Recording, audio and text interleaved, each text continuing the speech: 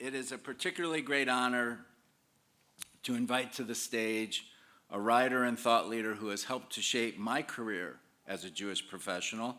Dr. Erica Brown is the Vice Provost for Values and Leadership at Yeshiva University and the founding director of its Rabbi Lord Jonathan Sacks Herenstein Center for Values and Leadership.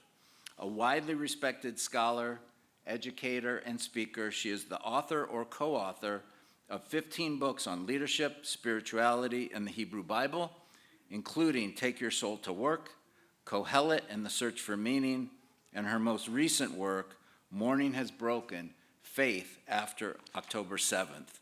Her book Esther, Power, Fate, and Fragility in Exile was a finalist for the National Jewish Book Award. Her work has been featured in the New York Times and the Atlantic. She hosts a daily podcast on leadership and purpose, a recipient of the Covenant Award for Excellence in Jewish Education. She is known for bringing intellectual depth, emotional insight, and moral clarity to contemporary Jewish life. It is an honor to have her as this year's Tapestry Scholar. Please give a warm Omaha welcome to Dr. Erica Brown.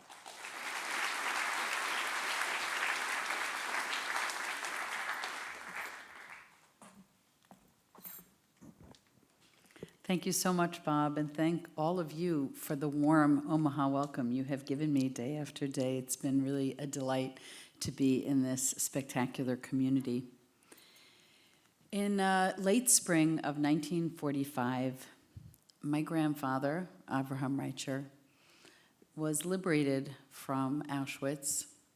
It was a concentration camp he walked into because he had nowhere to go after everyone in his village was killed, and my grandmother and my mother had gone their separate ways so that each of them could survive. My grandfather was taken by the Haganah to Israel. He was in Italy. He said there was really nowhere to go. And in certain ways, life after the concentration camps was worse than life in it.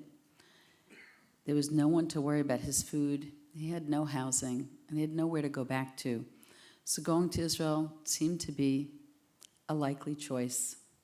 When he was in Italy on the way, he heard that an orphanage had let out in Lublin, and he decided to go back and search for my mother. And that decision changed the trajectory of my family forever. He got to the orphanage. He couldn't see her, couldn't recognize her. They had been separated for many years. She was very young at the time. She could barely speak. And he said, "Is this all the children you have in this orphanage?" And the head of the orphanage said, "Well, there's a little girl upstairs." And that little girl was sewing something in the corner, and my grandfather recognized her because of her birthmark. They had reunited, and they spent the next year reuniting with my beloved Bobby. They found each other, made their way to a DP camp in Germany, and eventually came to the United States, where they rebuilt their lives. And I think of all the courageous decisions that a family can make when they're at the fork in the road, when there's a threshold moment, and you know there's a before and an after. And whatever decision you make, your life will be altered irrevocably. I'm grateful for that decision that my grandfather made in Italy.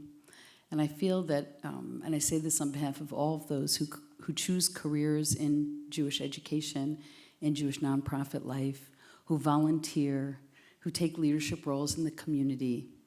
All of us in some way become stakeholders in decisions of courage, helping families write their trajectory, helping them belong, helping them bring meaning, helping people who are lost and haven't found their way to find their way amongst us.